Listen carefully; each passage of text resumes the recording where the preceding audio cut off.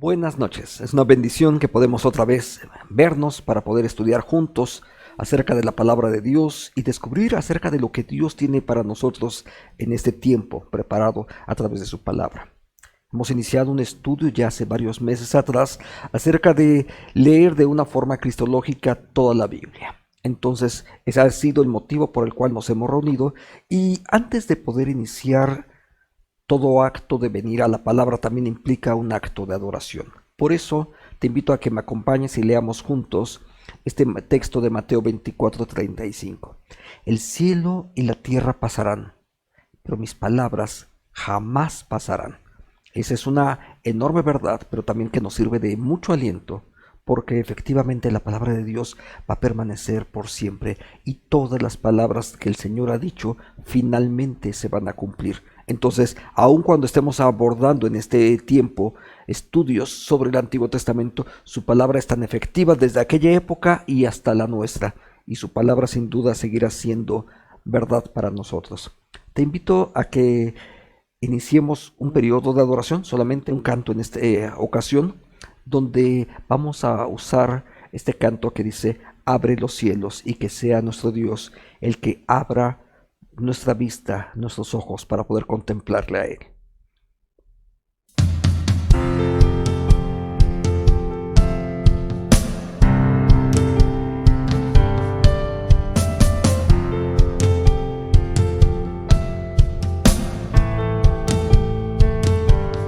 Padre de amor, te buscamos hoy. Nada de este mundo importa, tú eres Señor. Queremos menguar, tu nombre levantar, que tu amor sature todo en nuestra ciudad. Abre hoy los cielos, Dios, llénanos de ti. Abre hoy los cielos, Dios, queremos más de ti.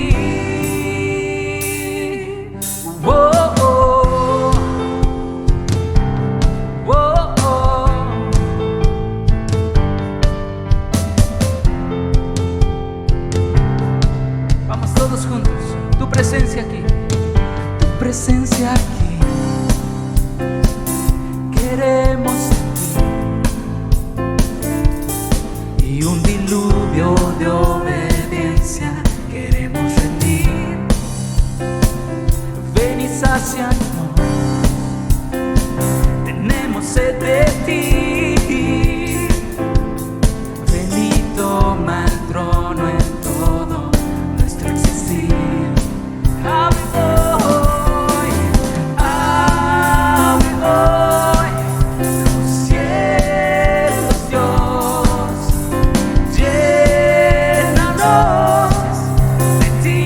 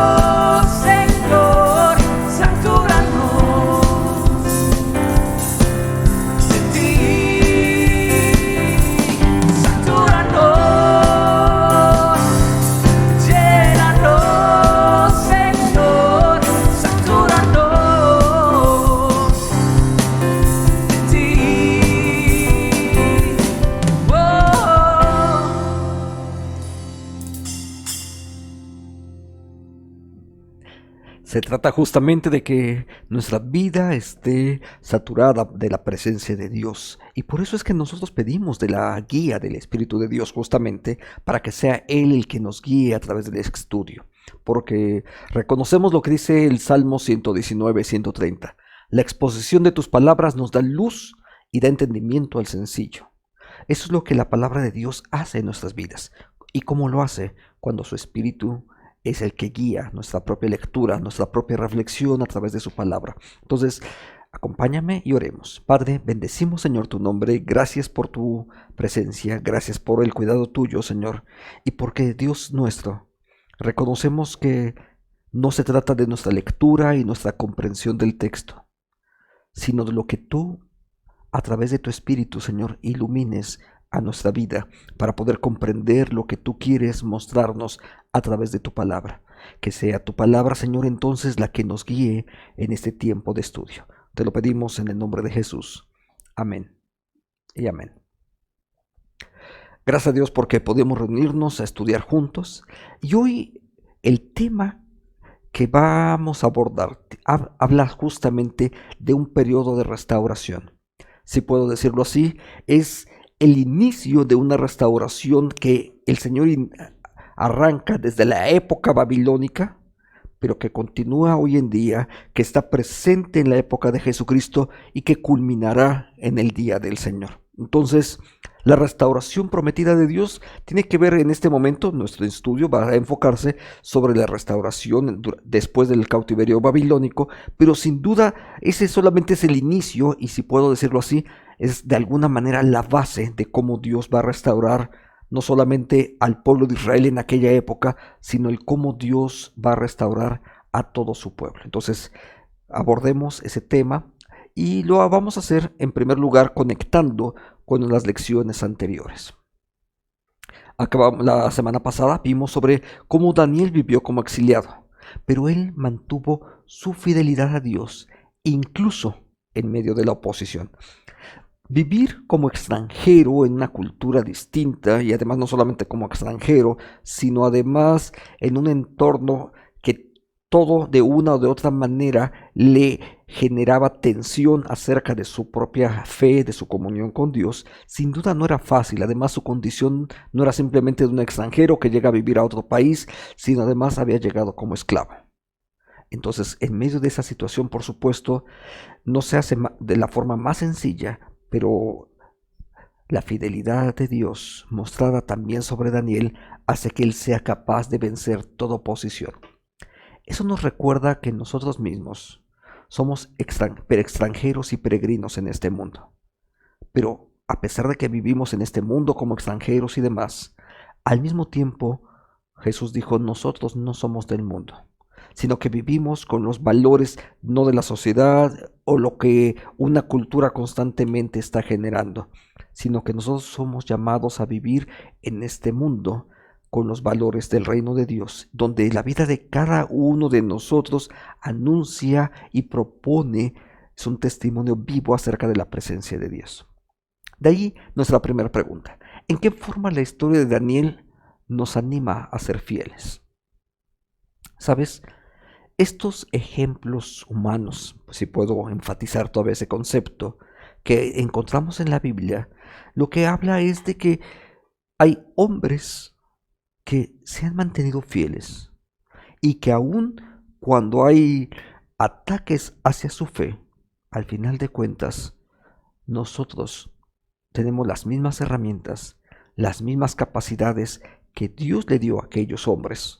Sadrach, Mesach, Abednego, Daniel, porque no solamente era Daniel, sino un grupo de creyentes que ahí, en medio de la cautividad, en medio de la tentación, de las luchas, también se pudieron mantener fieles.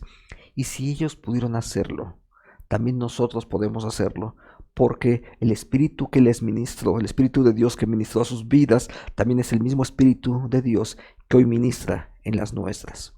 Así entonces, Dios es fiel a su palabra. Dios va a ser tan fiel que cuando Dios ha prometido juicio, Dios va a traer juicio. Pero también Dios había prometido bendición, una tierra. El pueblo en desobediencia también actuó en medio de ello. Y después de haber experimentado juicio, también Dios habría dicho que habría de regresarlos, y también Dios es fiel al respecto de regresarlos a la tierra prometida. Y Dios va a proveer las herramientas necesarias para que después de ese periodo de cautividad donde el pueblo de Dios tiene que experimentar reconciliación, restauración, donde también ellos experimentan esos vacíos y renuevan su propia relación y su fidelidad para con Dios. Después de ese periodo también Dios cumple su palabra y Dios va a regresarlos a la tierra prometida. Cuando el pueblo regresaba a Israel, su pregunta era incluso acerca de su propia identidad. ¿Por qué? Porque habían pasado varias generaciones. Y sabes, hay algo que ocurre. De pronto, después de varias generaciones, nuestros conceptos poco a poco van cambiando. Déjame usar un ejemplo solamente.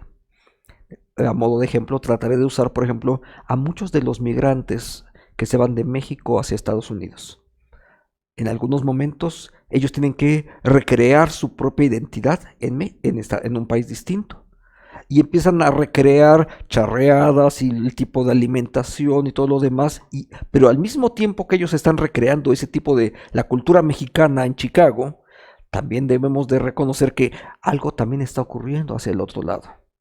De pronto el español ya no es su lenguaje común, y en algún momento incluso ellos, después de varias generaciones, no se sienten precisamente como mexicanos viviendo en Chicago, sino se sienten como estadounidenses que han nacido ahí, que ahí han vivido, que sus padres nacieron ahí y que quizás sus abuelos o bisabuelos venían de un país distinto.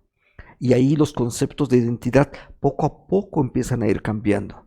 En ese nivel, también el pueblo de Israel han pasado 70 años. Algunos de los que originalmente llegaron ya habían fallecido, y ahora los que van a regresar a la tierra prometida, obviamente son algunos de ellos incluso nunca habían conocido esa famosa tierra de Israel, y ahora van a regresar a ella. Y por supuesto una pregunta acerca de la identidad está ahí presente.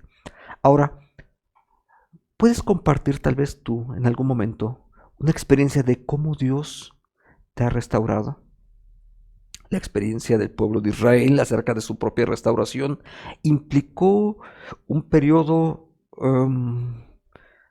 difícil para ellos, porque el proceso de disciplina no es no es sano siempre, o mejor dicho, no siempre es agradable, casi nunca es agradable, pero el proceso de disciplina es necesario para nuestra propia vida. Recuerda que el pueblo de Israel está cautivo en Babilonia no porque hicieron muy bien las cosas, sino precisamente por causa de su desobediencia, de su descuido, de su propia relación con Dios. Y están ahí. Ahora van a regresar a la tierra prometida, pero en el lapso previo a todo ello ha habido muchos cambios. Entre otras cosas, hay arrepentimiento que tuvo que haber ocurrido en medio de ello.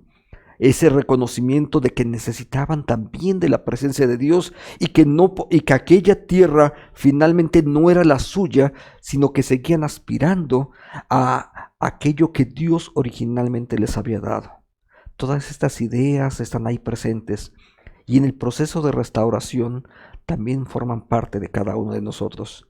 Hay un área donde la condición actual en la que vivimos sin duda no es la más adecuada, y que quizás no forma parte del proyecto de Dios, pero que Dios lo ha permitido a veces por la propia dureza de nuestro propio corazón. Y cuando eso ocurre, arrepentimiento, cambio, crecimiento otra vez en el Señor, regresar a las sendas antiguas, sin duda forma parte de todo ese proceso de restauración que Dios hace para con cada uno de nosotros.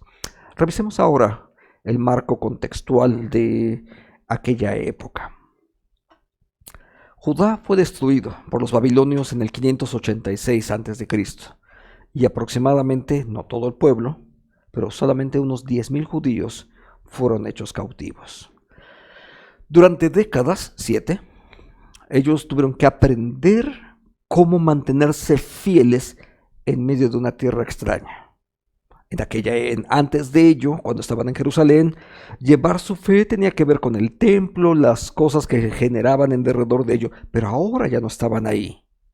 Entonces, la palabra se convierte en una forma explícita de cómo ellos van a mantener su fidelidad.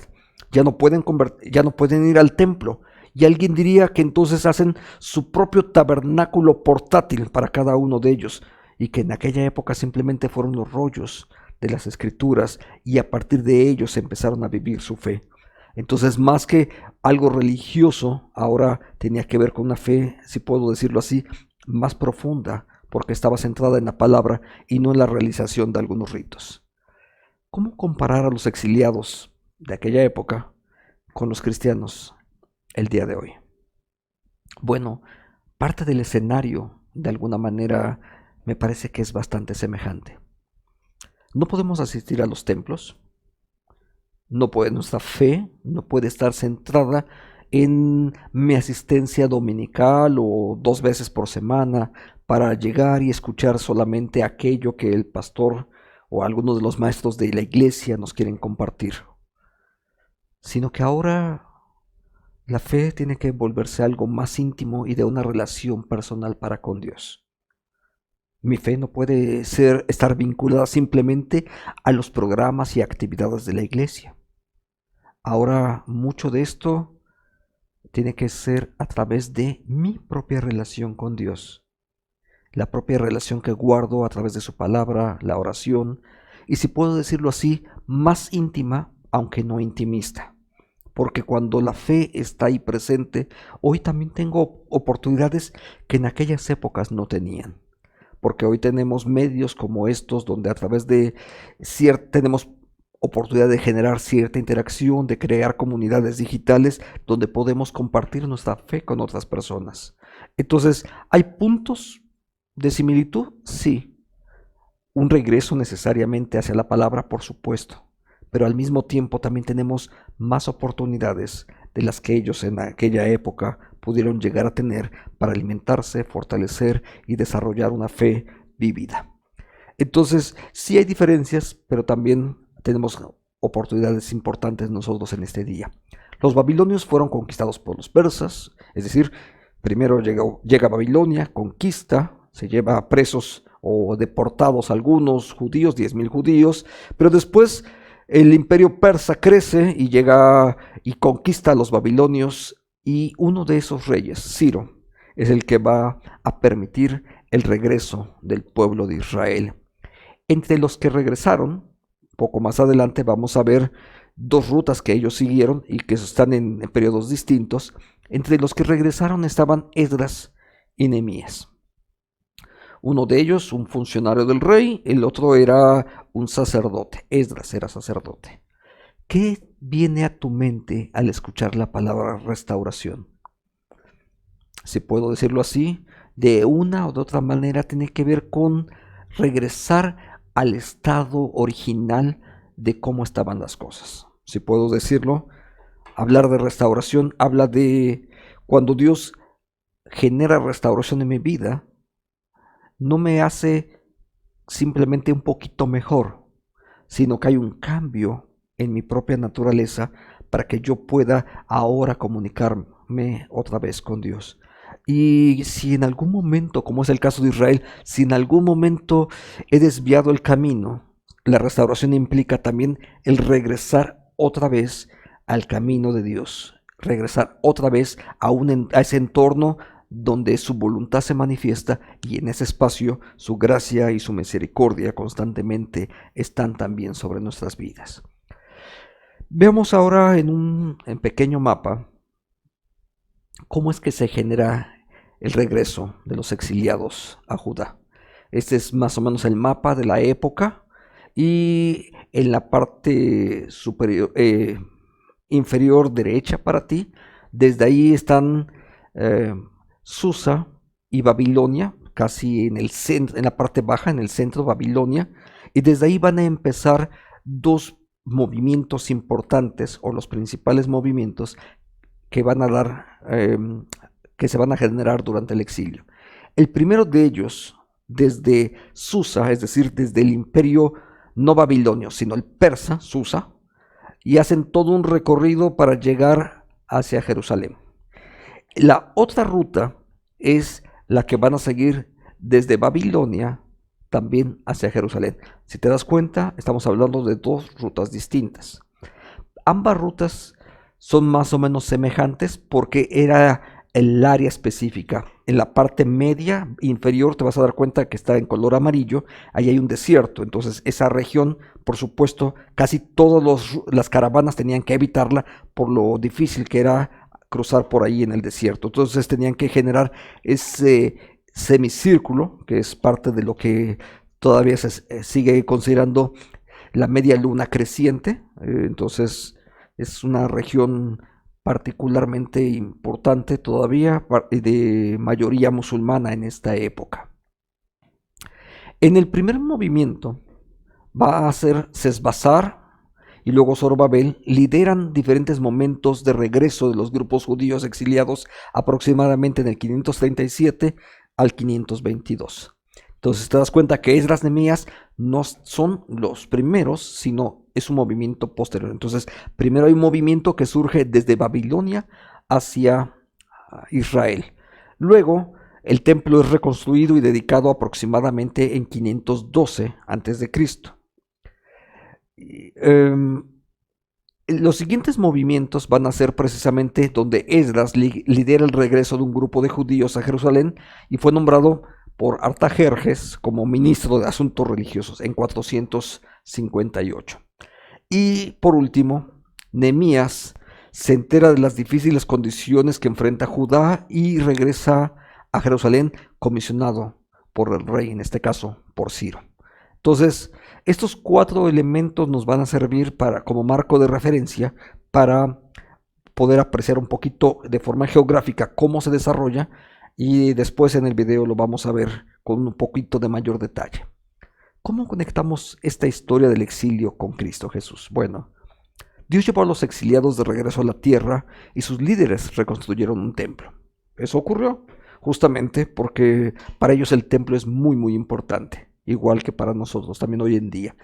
Sin embargo, Jesús abrió el camino para que todos pudiéramos entrar hasta la presencia de Dios. El templo en aquella época era ese signo, esa manera de representar que Dios estaba ahí con ellos. Sin embargo, muy poca gente podía accesar a él. Pero Jesús dijo que él mismo era el camino. Y en la epístola a los Hebreos dice que nos abrió camino a través de su propio cuerpo, porque Él da su cuerpo para que nosotros podamos accesar hasta el trono del Padre y así entonces adorarle en espíritu y en verdad. Bien, ahora preparémonos y veamos el video de esta noche. La de los profetas que hablaron la palabra de Dios fue reiterada una vez más. Dios fue fiel a su palabra. Él juzgó fielmente a su pueblo cuando le fueron infieles y adoraron otros ídolos en lugar de al único y verdadero Dios. Él fue fiel para preservar un remanente de su pueblo en el exilio. Y ahora, una vez más, Dios demuestra su fidelidad sacando el remanente del exilio y trayéndolos de vuelta a su tierra. Pero incluso en su regreso a la patria, pronto la alegría del regreso se mezcló con tristeza. La patria ya no tenía la semblanza de la tierra prometida como en el pasado, y el pueblo de Dios había perdido su identidad como su pueblo. Aquellos que se quedaron trabajando infructuosamente como campesinos sobrevivían a duras penas. Los exiliados, que habían vivido durante 70 años en Babilonia, descubrieron que podían permanecer fieles a Dios. Su adoración se convirtió en oración y en el estudio de la palabra de Dios en lugar del sacrificio de animales que practicaban previamente, y descubrieron que podían obedecerle incluso en medio del cautiverio. El imperio babilónico finalmente dio paso a un nuevo conquistador, los persas. Estos gobernantes, dirigidos por Ciro, permitieron que los que habían sido capturados por los babilonios volvieran a practicar sus costumbres y, aún más importante, se les permitió regresar a sus hogares. Al hacerlo, Ciro no solo les permitió regresar, sino también reconstruir su propia identidad, restaurar sus hogares e incluso reconstruir el templo. Y así como el Señor había usado a los babilonios para juzgar a su pueblo, también usó al rey persa Ciro, no solo para comenzar el regreso del pueblo de Dios a su tierra, sino también para asegurar el regreso de los utensilios sagrados usados para rendir culto a Dios. Entre los que regresaron a la tierra prometida estaba el sacerdote Esdras y un líder del pueblo, Nehemías. Cuando los exiliados llegaron, la adoración a Dios había sido descuidada por 50 años. En el 7º mes, los israelitas que habían regresado a sus lugares de origen se reunieron en Jerusalén.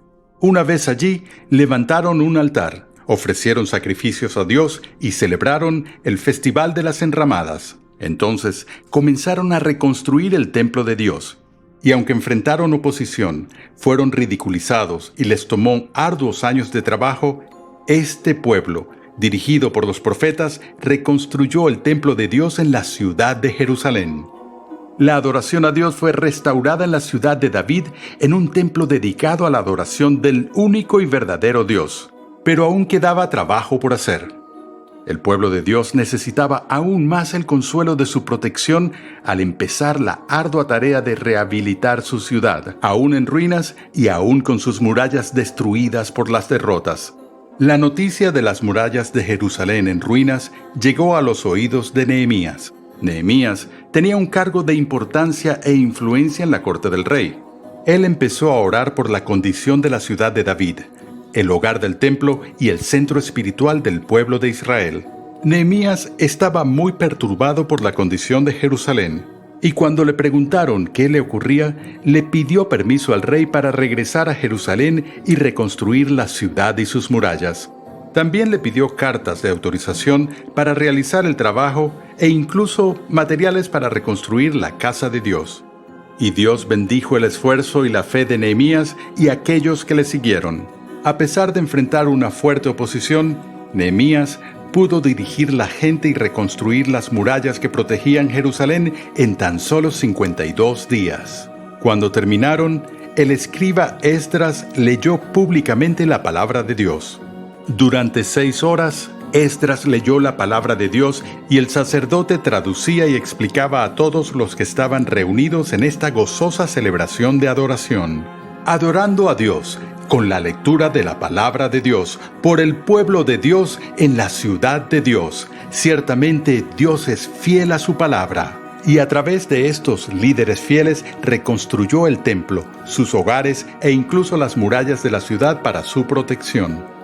Estas murallas no serían permanentes, todo se volvería a perder. Pero Dios provee una victoria permanente a través de la muerte y resurrección de Jesucristo. Él creó un camino para proteger a su pueblo de sus enemigos, el pecado y la muerte, y creó un camino para adorarle en espíritu y verdad por siempre.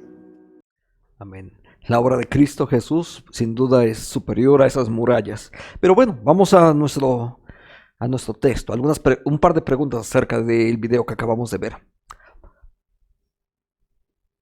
¿Por qué es tan grande la tentación de ceder ante nuevos escenarios? ¿Por qué estar en nuevos escenarios genera tentación de parte nuestra? ¿Sabes?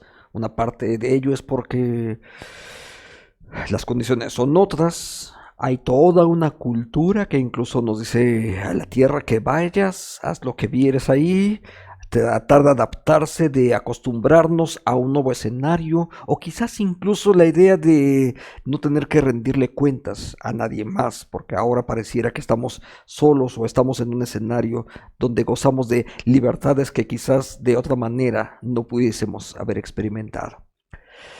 ¿De qué manera el Evangelio te ayuda a permanecer ante las pruebas? Yo pienso en esto. Pienso en el Evangelio como esa guía segura, firme, permanente, que nos da bendición y nos da una directriz, una brújula, como si fuese una brújula, que siempre te está indicando dónde está lo correcto. En ese sentido, la palabra es importantísima para nosotros. El Evangelio, me refiero por supuesto a toda la palabra, todo el consejo de Dios, porque puede haber cambios de escenarios en nuestra vida y sin duda los vamos a tener. Sabes, simplemente el escenario actual por el que atravesamos es uno, y el escenario donde veníamos hace 6 meses, 7 meses atrás era completamente diferente. Y si puedo decirlo así, hoy estamos en una especie de bisagra cultural, es decir, de aquello que venía ya no es, no vamos a regresar a aquello. Estamos pasando por un periodo importantísimo, no nosotros, sino todo el planeta, un periodo importantísimo, y vamos a un nuevo escenario. ¿Cómo va a ser? No sé exactamente, pero en el ayer, en el hoy y en el mañana podemos contar con que la Biblia es la guía segura para toda nuestra vida, y las diferentes pruebas que tuviésemos que atravesar, ahí Dios seguirá guiándonos a través de su palabra. Entonces podemos descansar también acerca de ello con esto. Vamos a nuestra primera lectura. Esdras capítulo 3, del 8 al 13 y del 5, 1 y 2. En el segundo mes del segundo año de haber llegado al templo del Señor en Jerusalén, comenzaron la reconstrucción del templo. Zorobabel, hijo de Salatiel, Josué, hijo de Josadac, sus parientes sacerdotes y levitas, y todo el pueblo que había regresado de la cautividad de Babilonia a Jerusalén para supervisar el avance de la obra en el templo. Escogieron a los levitas mayores de 20 años. En la supervisión también tomaron parte Josué y sus hijos y parientes, Cadmiel y los hijos de todos ellos, descendientes de Judá, más los hijos y parientes de Enadad, que eran levitas. Todos ellos supervisaban cuidadosamente el avance de la reconstrucción del templo. Mientras los albañiles echaban los cimientos del templo, llegaron los sacerdotes con sus vestiduras, sus trompetas, y los levitas descendientes de Asaf con sus platillos de bronce, y alababan al Señor según lo habían ordenado el rey David de Israel, y entonaban alabanzas de gratitud y decían: Dios es bueno y su misericordia por Israel es eterna. Y todo el pueblo, unánime, alababa a Dios con júbilo al ver cómo se echaban los cimientos del templo del Señor. Muchos sacerdotes y levitas y jefes de las familias ya ancianos que habían conocido el primer templo lloraban a voz en cuello al ver cómo se echaban los cimientos del templo, mientras otros gritaban de alegría. Era tan fuerte el rumor que se escuchaba desde lejos que la gente no podía distinguir el llanto de los gritos de alegría. Los profetas Ageo y Zacarías, hijo de Iddo, hablaron a los judíos que vivían en Jerusalén y en Judá y en Jerusalén en el nombre del Dios de Israel que velaba sobre de ellos. Entonces Zorobabel, hijo de Salatiel, y Josué, hijo de Josadac, reiniciaron la reconstrucción del templo de Dios en Jerusalén. Los profetas de Dios los ayudaban. ¿Por qué la reconstrucción del templo fue tan importante? ¿Sabes? Al antiguo Israel, el templo no solamente era un lugar donde ir a adorar, significaba la presencia de Dios en medio de ellos. Tal vez nosotros vamos a un templo y adoramos y lo consideramos muy importante el templo, pero la perspectiva desde hoy donde vivimos la fe nos ha enseñado que la presencia de Dios no está en el templo, sino en nosotros mismos, porque nosotros ahora moramos en la presencia de Dios. Sin embargo, para ellos era muy importante, porque era no solamente el centro de su fe, sino su propia identidad como pueblo de Dios, de ahí estaba basada. Entonces, ¿por qué hubo reacciones distintas al colocar los cimientos? ¿Por qué unos lloraban mientras que otros estaban festejando? ¿Sabes? Las reacciones distintas en parte se deben por la posición misma en la que cada uno de ellos estaban. Algunos era por primera vez habrían de ver el templo, mientras que otros de alguna manera lloraban, recordando lo que alguna vez habían sido y que por causa de sus propios desvaríos en su momento tuvieron la oportunidad de poder experimentar. Entonces, ¿por qué la restauración trae alegría y tristeza? Bueno, justamente por eso. En algunos momentos es el reconocimiento de lo que hemos perdido. ¿Sabes? Una vez estaba leyendo un libro y habla precisamente de un hombre, y el libro habla de aprovechar bien el tiempo. Y esta historia es triste por una razón. Un hombre de aproximadamente 50, 60 años de pronto conoce acerca de Jesucristo, entiende ahora el plan de salvación, pero es algo que él ya sabía de alguna manera desde que él era pequeño. Sus padres lo llevaban al templo. Y cuando adolescente participaba de algunas actividades de la iglesia, un poquito más grande, entra a la universidad y se involucra en cualquier cantidad de cosas más. Y hasta los 50, 60 años, de pronto, después de haber pasado por muchas vicisitudes, de pronto otra vez tiene ese encuentro para con Dios y llega otra vez a la fe y experimenta bendición, salvación. Y de pronto reacciona y dice: he perdido toda una vida. Porque es cierto, es salvo y hay gozo. Aunque tenga 60, 80 años, hay gozo porque una persona reciba la salvación en esa edad. Pero al mismo tiempo puede haber tristeza porque de pronto te das cuenta que pasaron 30, 40 años de vida y tuviste a veces que meterte en muchos problemas, y eso también causa tristeza, de muchas oportunidades que se fueron perdiendo. Y eso llega a ocurrirnos también a nosotros. Sin embargo, no debemos de experimentar que esa tristeza nos consuma, sino ver esto como una bendición de Dios. Y si he pasado por momentos difíciles donde he equivocado el camino y me ha tocado vivir de una forma alejado de la presencia de Dios, incluso ajeno, como si fuese ajeno a sus promesas, y hoy tengo la bendición de ser restaurado, debemos de aprovechar y bendecir el nombre de Dios por ello. Y es cierto que todas esas pérdidas no las vamos a poder recuperar porque son años de vida que han transcurrido y a lo mejor circunstancias personales o de familia, no solamente de nuestra relación con Dios, que quedaron por ahí y que incluso causan daño y dolor, no solamente a nosotros, sino a la gente que está alrededor de nosotros. Pero quizás debemos de enfocarnos en la salvación y la restauración que Dios está trayendo a nuestra propia vida en este momento. Vamos a nuestro segundo texto. Nehemías 2, del 17, 18 y 6, 15 y 16. Cuando regresé, les dije: ¿ya vieron lo mal que estamos? Esas son las palabras de Nehemías. ¿Ya vieron lo mal que estamos? Jerusalén está desierta y todas sus puertas han sido quemadas. Anímense, vamos todos a levantar las murallas de Jerusalén. Basta ya de esta vergüenza. Y cuando le conté la gran ayuda que mi Dios me había brindado y lo que el rey me había dicho, todos exclamaron: sí, comencemos a reconstruir las murallas. Se dispusieron a poner manos a la obra. A pesar de todo, la muralla quedó terminada el día 25 del mes de Elul. Tardamos 52 días. Y cuando nuestros enemigos de los alrededores lo supieron, se llenaron de miedo y humillados reconocieron que en la obra que habíamos hecho, Dios había estado presente. ¿Sabes?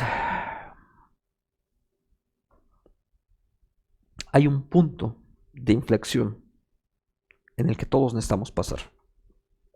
Porque la restauración, de alguna manera, nos lleva a estar en ese punto de inflexión y tener que entender que no podemos seguir en aquel nivel donde Dios no quiere que estemos realmente. Dios no quería a su pueblo en la esclavitud, ni de babilonios, ni de persas, ni después de romanos o de griegos. Dios no quiere eso. O si lo puedo poner en un término más genérico, Dios no quiere que permanezcamos en la esclavitud del pecado, cualquiera que éste sea. Ese no es el plan de Dios. Pero tiene que llevarnos a veces a ese punto donde tenemos que reconocerlo nosotros mismos y decir: no puede ser ya más de esa manera. ¿Por qué seguir viviendo en el oprobio? ¿Sabes? Es igual que una historia muy conocida en los evangelios, la historia del hijo pródigo. De pronto él dice: ¿por qué estoy aquí? ¿Por qué? Si Los jornaleros de mi padre pueden comer. ¿Y por qué yo estoy aquí así? Esta no es la condición de vida que Dios quiere para mí. Y entonces, en el nombre del Señor, usar todos esos recursos que Dios ha puesto en nuestras manos para poder iniciar ese proceso de restauración que Dios inicia en nosotros, pero que nos da los elementos para que lo podamos hacer. ¿Qué razones físicas le da el significado, le da significado a la reconstrucción de los muros? Bueno, sin haber reconstruido los templos, las murallas de un templo en 52 días, déjame decirte que eso es todo un portento, porque eso no es fácil de lograr. No, esos muros a veces se tardaban años y años en poderlos construir. Si en 52 días se pueden reconstruir, yo te diría, es porque muchísima gente estuvo dispuesta a involucrarse en ese proceso, porque eso significaba seguridad para ellos. Pero no solamente es una seguridad física, porque nuestra vida depende de muchas otras cosas más que la seguridad física. ¿Qué razones espirituales implica para nosotros entonces la reconstrucción de los muros? Yo te diría, es Dios mismo quien se coloca como un muro que nos protege. Porque más que un muro físico, aquella ciudad de Jerusalén fue destruida por una razón. La presencia de Dios ya no estaba con ellos. La presencia de Dios, y entonces ya no está ahí con ellos, y con todos sus muros fueron destruidos. Así es que no se trata precisamente nada más de lo que nosotros podemos lograr para poder obtener seguridad, sino el saber que estamos dentro del plan de Dios y que es Dios el que nos lleva precisamente a que podamos experimentar la seguridad y la confianza que todos necesitamos. Vamos a nuestra última lectura. Todo el pueblo se reunió como un solo hombre en la plaza que está enfrente a la puerta de las aguas. Y le rogaron al escriba Esdras que llevara el libro de la ley de Moisés que el Señor le había dado al pueblo de Israel. Era el día 1 del mes 7 del año. Entonces Esdras, que también era sacerdote, llevó el libro y lo mostró a todo el pueblo y a todos los que podían entender, lo mismo a hombres que a mujeres. Y desde el alba hasta el mediodía lo leyó en la plaza que estaba al frente de la puerta de las aguas. Todo el pueblo lo escuchaba con mucha atención la lectura del libro de la ley, y para que todos escucharan mejor, Esdras se subió a un estrado de madera hecho a propósito. A su derecha estaban Matatías, Semá, Anías, Urías, Hilcías, Maseías, y a su izquierda estaban Pedaías, Misael, Malquías, Jasún, Badana, Zacarías y Mesulán. Esdras abrió el libro ante todo el pueblo, y como él estaba por encima de los presentes, todos lo vieron y prestaron mucha atención. Entonces Esdras bendijo la grandeza del Señor, y el pueblo con las manos hacia el cielo respondió a una sola voz: Amén, así sea. Luego todos se inclinaron ante el suelo y adoraron al Señor. ¿Cómo respondió el pueblo ante la lectura de la ley? Acabamos de leer con muchísima atención. ¿Sabes por qué? Porque reconocían en esas palabras no la idea religiosa de alguien o de sus ancestros, sino reconocían la palabra de Dios que estaba siendo dicha para ellos mismos. ¿Por qué estuvieron tan dispuestos a escuchar la lectura durante horas? ¿Sabes? Hay algo que solamente el Espíritu de Dios produce en nosotros. Lo escribió también en uno de los salmos: yo tengo hambre, sed de ti. Podemos encontrar ambas vertientes en los salmos, como hambre o como sed. Y eso solamente lo pone el Espíritu de Dios en nuestras vidas. Una vida saludable va a buscar tener acceso a la palabra de Dios y poderla leer. Y no solamente leerla porque es parte de mi tarea para el próximo domingo, sino leerla porque en ello encuentro mi deleite. Por eso David incluso escribió diciendo: todo el día es ella mi meditación. No porque se pasara 24 horas del día leyendo, sino porque A través de su palabra podía él actuar y vivir, y la palabra misma era su guía, no solamente para su fe, sino la manera en cómo vivía y actuaba todos los días. Entonces, la palabra de Dios es eso. Algunos de nosotros, de pronto un servicio que empieza a las 12 y si acaba a las 2 de la tarde ya estamos con el reloj. ¿Sabes? Alguna ocasión tuve oportunidad de estar en algunos lugares ahí en la sierra de Oaxaca, de Guerrero, de Chiapas. Y en esos lugares los hermanos esperan que el culto dure aproximadamente unas 3 horas. Esperan eso. O sea, y de pronto un servicio de 1 hora, es que ni me supo. Y esperan que sean espacios largos. Algunos dicen, es que allá no tienen nada que hacer. Bueno, no pienso exactamente de esa manera, porque si fueses un campesino que se levanta a las 4 de la mañana y a las 9 de la mañana ya están tomando el almuerzo, pero porque ya llevan algunas horas trabajando, bueno, yo no estaría tan seguro de que es porque no tienen nada que hacer. Creo que simplemente viven de una forma distinta, donde muchos de ellos ocupan y le dan un enorme valor a ese espacio de relación con Dios, a ese culto que celebran a veces solamente una vez a la semana. Y a veces no es porque no haya más espacios. Me consta de algunos lugares que tenía yo la bendición de que nos llevaran en alguna camioneta para llegar ahí a ese sitio, ¿no? Pero yo me acuerdo déjeme mencionarle nada más una de esas ocasiones.